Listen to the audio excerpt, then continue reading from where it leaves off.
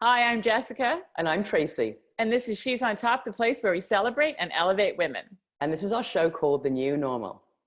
And this is our first personal vlog in the new normal. We've been wanting to do this for weeks and weeks, but we've been so busy and things have been changing so rapidly that it's taken us longer than we thought. Yeah, and we thought what we'd do is we'd sort of tell you some things we've learned over the last 9 weeks, some tips, some advice, how we're coping, and hopefully you can relate to that. And one thing that I have learned is that brain fog is a real thing. So I actually have some notes. So I'm going to refer to the notes if I forget. So what do you want to start, Tracy? You want to start with what you've learned? Yeah, I think let's start with what I've learned. So I've got my notes here, but I think one of the things that I've really learned is that it's really important to listen to your body and not force yourself to do stuff. So at the beginning, I felt a lot of pressure that we had to do things for She's on Top. We had to, be really busy, and we had to send emails to everybody, and we had to work really hard. And I realized that being home, I was more tired than I normally am. And so when I pushed myself, things happened. For example, my back went out. I started to get lots of headaches. When I slowed down, I felt better. And I realized that this is not a normal. This is a new normal or new abnormal. And so we have to listen to our bodies. So that was really important to me. That's something that I've learned. It's so interesting. I was going to say the same thing along the physical. Tracy and I have talked a lot about the fact that we share a therapist, and he's a somatic therapist. And so it's got to do with, how your body reacts as well as your mind reacts to stress and trauma. And he did this amazing exercise, a somatic exercise, where it was kind of like it took us through an experience of how you deal with trauma, which is what we're dealing with right now. And I realized, and what I learned is, when we're in trauma, everybody understands fight or flight. And he basically said, you either are a bracer, you get angry, or you want to run away. And he said, you have all three, but one is dominant. And I recognized from that experience that I am a bracer. So I hold myself tight. So at the beginning of this, I was having, like Tracy, like physical symptoms. My arm was sore, my neck was sore, and I don't think I fully understand it. I thought it was just, I'm just stiff from being around. And I don't think I fully was aware at first that I was experiencing any trauma from this. But when I went through that exercise, it was clear. And it also made me recognize, it gave me a lot more sympathy when I was out, because I realized that every day we are getting flooded with those fight and flight chemicals. And now that I know, I'm like, oh, when someone gets abrupt with me on the street, their response is anger. When somebody runs across the street or moves across the street, they're fight and flight. Or people at the beginning who were doing all that exercise are fight and flight. So that's that's something that I learned. Yeah, well, actually, that sort of rolls into my next point, which is about being kind to yourself. If you don't feel like working one day, if you're out of sorts one day, be kind to yourself, but also be kind to another. You just don't know what people are going through. So I've had experiences where I've gone out and people are friendly, or at the grocery store, sometimes people are unfriendly. And just to say, okay, they're struggling too. So that was something else that I thought about, that yeah, you have to be kind to other people, and also be kind to yourself. Don't judge yourself. Don't judge yourself when you're having a slow day or when you're a bit grumpy. So that ties into what you were just saying.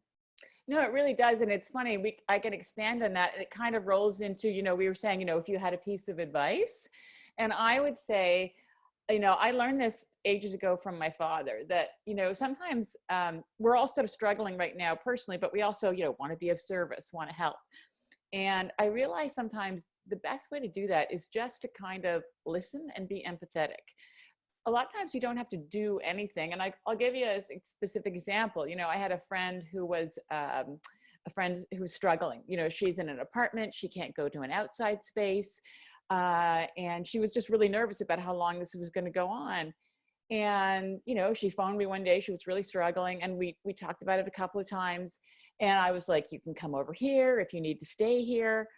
She didn't. And she said, we'd planned to go for walks. Afterwards, she said she felt really better. She didn't take me up on any of those things, but hearing it was enough. That just the kind of like, and I talked about a different experience where I had felt trapped. It was when I was, working in a separate area of the country, and I had gone through a similar experience of feeling isolated and trapped. And just that, I know what you're feeling. I can totally relate. If you need a break, you can come here. It just normalized what her experience was. It's like, because sometimes, and so that's what I learned. I learned that a lot from my father, that sometimes it's just kind of when you have somebody that you think is coping or that you trust, and they're sort of like, I get it, I felt like that, it calms you down. Does that make sense? Yeah, it does. Actually, before I forget, we would love you guys to let us know how you're coping too, and send in, your comments and what you're going through, because it really does help us. But I really relate to that. Sometimes when I'd be having a hard day, Jessica, even you, I'd be woken up sometimes out of sorts. You've totally just listened. You haven't judged. You said, "Oh, I'm sorry, you're really feeling blue today. Do you not want to do any work today? Like, do you want to just take a break?" And you saying that has made me actually feel better and being able to work. So empathy is huge, which actually makes me think, we've been doing this new normal series, and it's been fantastic. And some of the advice from the women that we've spoken to has been incredible. But what really sticks with me is when we spoke to Joanna Track, we spoke to her really early on, and she talked about being vulnerable and like letting her clients know, letting people know that she was struggling, and even putting it out there that The Bullet, her newsletter that she runs, was losing their sponsors, and they needed some help. And she said it was so great to do that, and the outpouring that she got was amazing. So I really think that's important too, the empathy and the allowing yourself to be vulnerable and sharing that vulnerability, obviously with people you trust, but sharing that vulnerability. I think it's the biggest, maybe one of the biggest opportunities and the gift of this whole experience, that it's kind of broken everybody open raw, and it has allowed us to be vulnerable. It has made you realize that vulnerability is a strength. And, I totally agree with what you were saying with Joanna, because when somebody, again, Joanna is one of the brightest, smartest women we know. She's an incredible entrepreneur. And for her to say, I'm struggling, I need help. All these women now, like it allows, it has a ripple effect, because it's like, oh, that's okay to do. Yeah. That she needs help, so I can say I need help. And it goes back, Brené Brown has done talks about this, but sometimes what you view as weakness has actually freed a lot of people.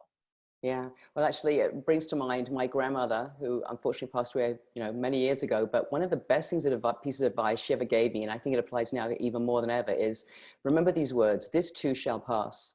And I think that applies to everything. COVID will pass, maybe not right away, but it will. The mood you're having right now will pass. The struggle you're having right now will pass. Even that backache or that headache that you have will pass. And I think if you can be present and know that whatever you're going through will lift, that sometimes has kept me going on a dark day. So thank you, Grandma Vera. and this is also what I've learned. Laughter is everything. Like everybody that we've talked to, we've laughed. And I realized, I had a background ages ago doing improv and comedy, and I always hate saying that because I'm always afraid I'm sure people are like, she's not funny. I don't really understand, But if you ever listen to a comedian, it's not what they're saying, it's how they say it. A lot of times they're talking about really challenging things. And if they said it in an angry voice, it wouldn't be funny. But because they're using that kind of comedy and humor, you're laughing at it, because comedy is just like tragedy plus time. And some of the memes, I spent a lot of time just sharing funny jokes, sharing memes, sharing experiences. I was saying this the other day, I put this thing up on Facebook, and it was just, I've been watching so much Netflix, I've been watching and watching. And if anybody's been watching Netflix, they know you sit there and that little thing comes up and it says, "Are you still watching?" And the other day I was like, is it saying, "Are you still watching?" or is it going, "Are you still watching?" Like, I just felt like, I don't know if it's judging me, because it had been several hours at this point and I was like zoned out. But yeah, so laughter is huge. Yeah, laughter is huge. So anyway, we could go on and on forever, but we're just sharing some of the thoughts that have come to us, and we really, really would love your feedback. We're going to be interviewing a lot more women. If you have somebody you think would be great, let us know, and send us how you're coping, or any tips that you have. We'd really appreciate it. Absolutely. And if you haven't already subscribed to our channel, please do, and share this with anybody because we'd love to, the more the merrier. And yeah, and we wish you well, and we hope that you're doing okay, and we really do want to hear from you.